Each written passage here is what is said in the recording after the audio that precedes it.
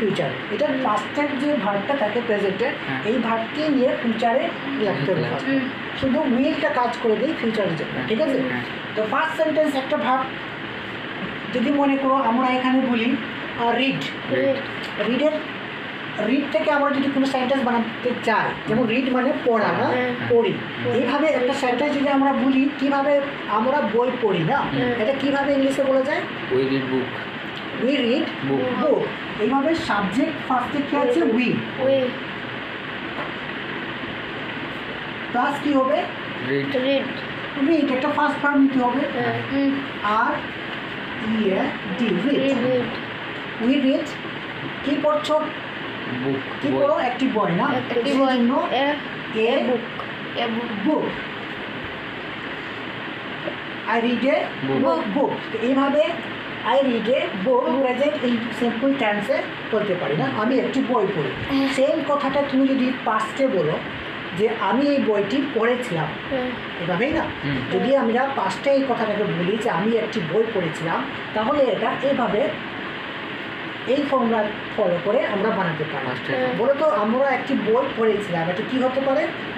We read a book, we read a book. Same subject তো change হবে না, we plus second verb, না মানে এই ভার্বের সেকেন্ডটা কি হবে? রিড, রেড বলে স্পেলিং তো সেমই আছে, না? We read a book, a book, book, we read a book. আর ফিউচার সিম্পলে যদি এই কথাটাকে আমরা বলি, মানে ফিউচারে যদি আমাদের এই কথাটা বলতে হয় যে আমরা একটি বই পড়ি, আমরা একটি বই পড়েছিলাম, পাস্টে হয়, কিন্তু আমরা বইটি পড়বো। এই ফিউচার যদি বলি এই কথাটা, আমরা বইটি আমরা একটি বই পড়ি হয়ে যাবে, না? তো আমরা একটি বই পড়ি এটা বলতে গেলে এই দেখো সিম্পল ফিউচারের ফর্মুলা, না? কীভাবে বলতে হবে আমাদের? উইল লাগাতেই হবে, না?